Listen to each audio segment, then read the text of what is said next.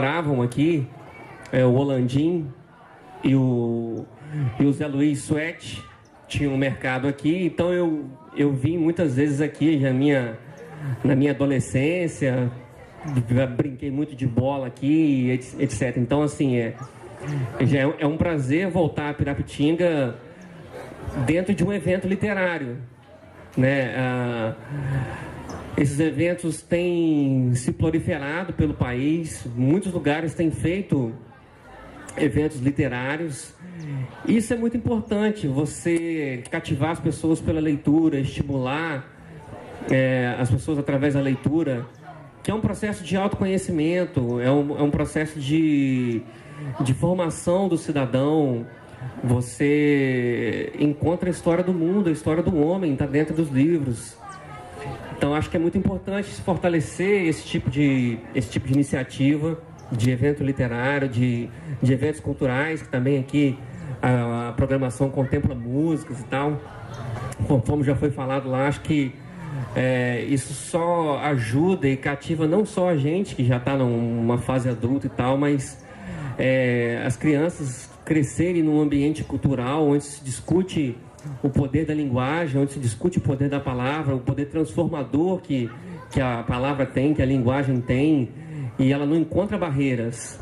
Acho que a linguagem não encontra barreiras num processo de conhecimento, né? O pessoal estava dando, por exemplo, o exemplo do Júlio César aqui, que é um menino de família daqui, de origem humilde, e tantos outros, Cartola e tantos outros que nasceram de uma origem muito humilde e que a linguagem nos levou, o poder da palavra nos levou a outros patamares, né? Acho que a história da humanidade está repleta de exemplos assim, vindo através da música.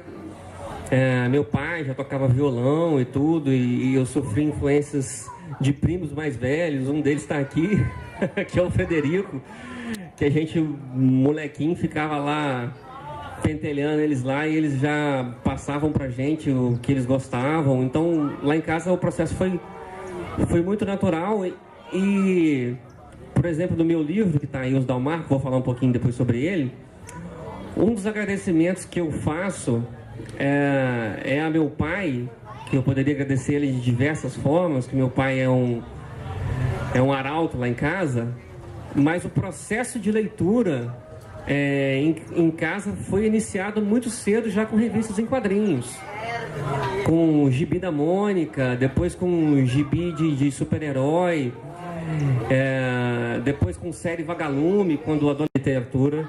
A gente traz de muita coisa, de música, de cinema, de quadrinhos, e tem também de literatura. Eu resolvi escrever o meu primeiro romance, inscrevi esse romance no edital e fui um dos contemplados. Então, em 2017, eu estou lançando o meu primeiro romance, que é Os Dalmarco, que é ficcional e está entre os contemplados aí. Com ele eu estou rodando esse circuito de feiras, também vou participar da Bienal do Livro em Cachoeiro agora, apresentando e conversando sobre literatura. Tenho encontrado muitos escritores no meio desse caminho e muita gente interessada também em literatura. A gente sente isso crescendo no país. A gente é um país ainda que infelizmente lê muito pouco. É um país que não tem costume de consumir livros como, por exemplo, você vê um filme, né? Então, assim, muito disso diz respeito acho que programas de incentivo de literatura, incentivos de leitura. Isso tem um poder transformador de educação. Eu acho que é o único caminho que o país tem para seguir à frente, para galgar novos patamares de cidadania, inclusive, através da leitura. Essa produção seja cada vez mais divulgada e incentivada desde os pequenos, porque é impossível ser um escritor sem ter sido um leitor antes. Então, fica aqui, né, a nossa responsabilidade, que fique marcada aqui a nossa responsabilidade no ambiente em que a gente estiver, incentivar esse projeto Andorinha, por exemplo, ou da forma que a gente puder incentivar a criatividade. Eu já viajei para a Índia, para os Estados Unidos, através dos livros. Nunca estive lá fisicamente, mas eu fui, imaginei, e eu viajei literalmente, então, na minha imaginação, né? Eu li o seu romance em 4 dias, Os Dalmarco. Eu sei quando um livro me cativa, quando eu sou surpreendida, de repente, não é possível. É um romance muito, muito bom, surpreendente. E você dizendo, a impressão que dá é que você já escrevia romances, e foi seu primeiro romance, né? Então eu queria te perguntar como foi a construção desses personagens e como é que você conseguia ligar a um fio, né? A uma relação, que eu não posso dizer, óbvio, tem que ler o livro, mas foi muito corajoso da sua parte se lançar em um romance, lançá-lo, né, a esse edital. E como que foi essa construção para você? A ligação desses personagens, a criação deles? Foi difícil, foi sofrido, teve insônia, sabe? Vamos lá. Acho que escrever, pelo menos vou falar de romance, que é onde eu me aventurei. Escrever é um processo meio esquizofrênico.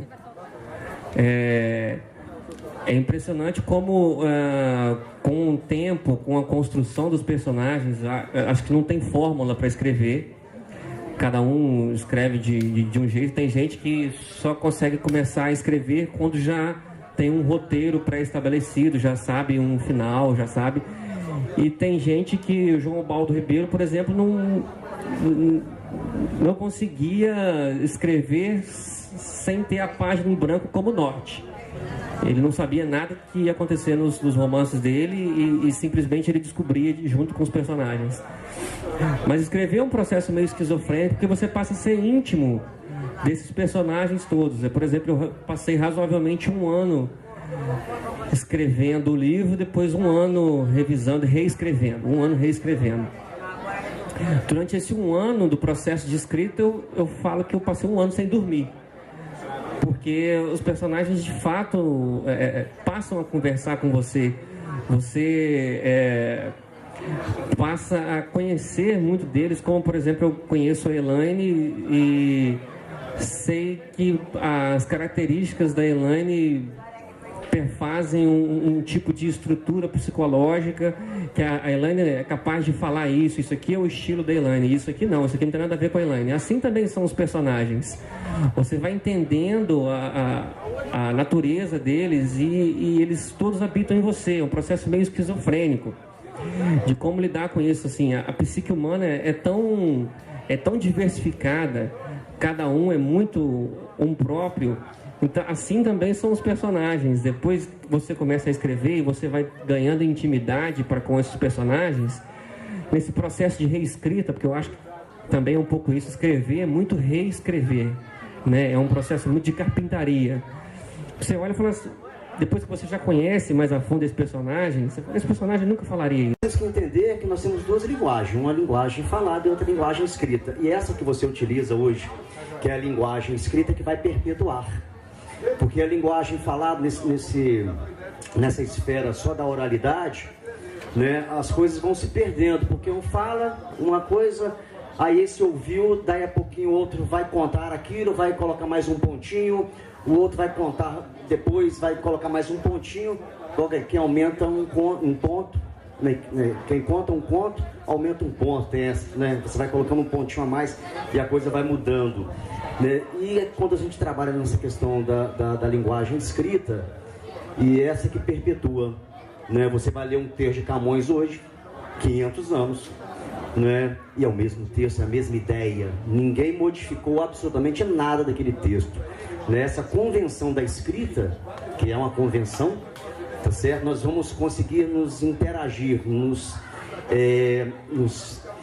já ter um diálogo de entendimento com precisão se nós conhecermos os códigos. Se você fala uma língua que eu desconheço, não tem como ter diálogo. Nós não vamos conseguir compreender isso.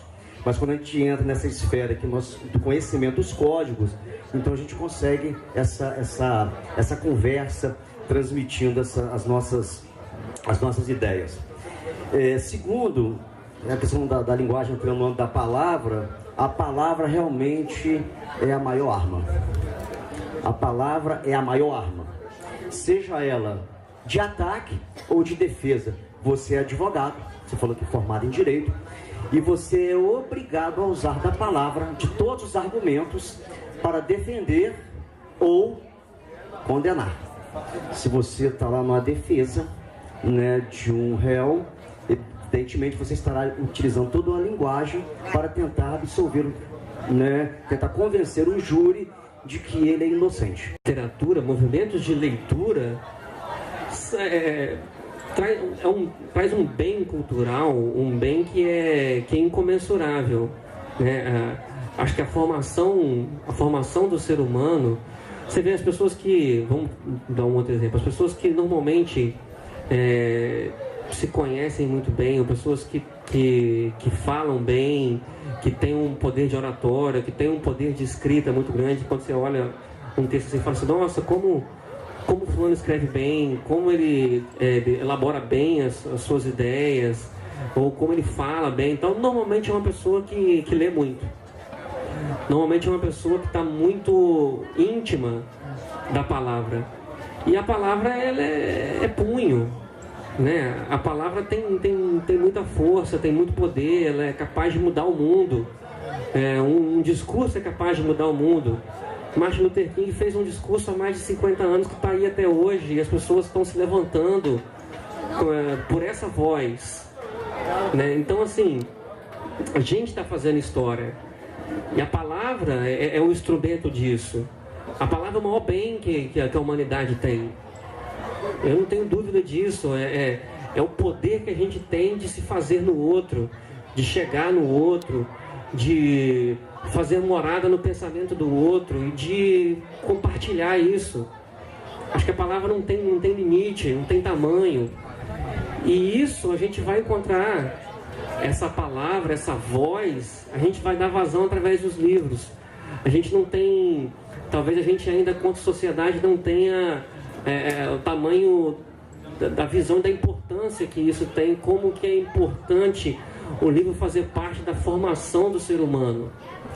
Talvez a gente ainda, enquanto nação, não tenha isso enraizado dentro de si, mas é o caminho que vai fazer a gente ser uma nação melhor, serem pessoas melhores e chegar a outros lugares, a outros fins, e fazer a história, mudar o nosso ambiente, mudar a nossa realidade.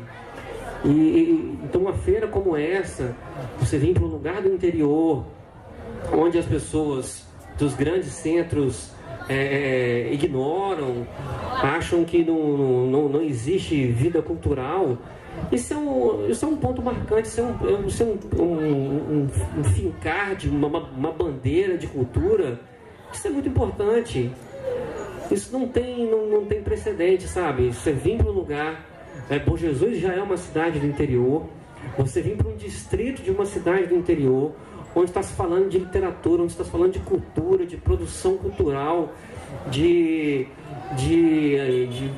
aspectos que vão formar a cultura do homem, transformar o seu lugar, transformar as crianças desse lugar, os adultos, os idosos, as pessoas se amarem mais, se conhecerem mais, sabe? Que através do processo de diálogo que a gente tem aqui, esse espaço aberto, você conhece mais as pessoas, você aprende mais a amar elas, a dedicar afeição a elas, sabe? Você admira essas pessoas, você vai construindo a história em conjunto. O ser humano é um bicho coletivo, ele precisa do outro para poder se fazer. A gente não foi feito para poder, a história do homem está aí, a gente não foi feito para ficar sozinho.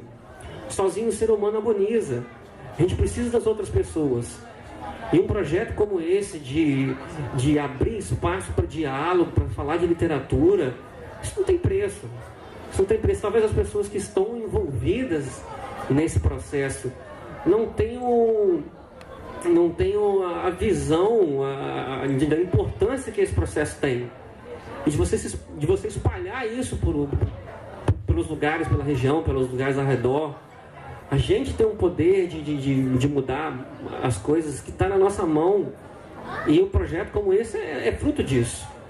É um grito de liberdade, de resistência para conhecimento para o homem, eu acho.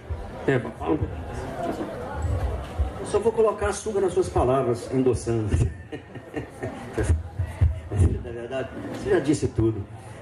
Só tenho que parabenizar, né, a todos os participantes, que realmente é um crescimento mútuo, né? Nós crescemos, né, com uma convivência, com as experiências, e isso é muito gratificante, né? Daqui a pouquinho a gente vai lá pro stand, né? Aí que a gente vai ter oportunidade de prosear um pouquinho, né? E então fica aqui os meus sinceros agradecimentos, e que, se Deus quiser, ano que vem virá outra com maior magnitude, não sendo redundante. Muito obrigada, Daniel. Muito obrigada. Gente, obrigado a todo mundo. Obrigado, Júlio César e todo mundo que está organizando a feira. Parabéns e vamos seguir na programação. Maravilha. Parabéns.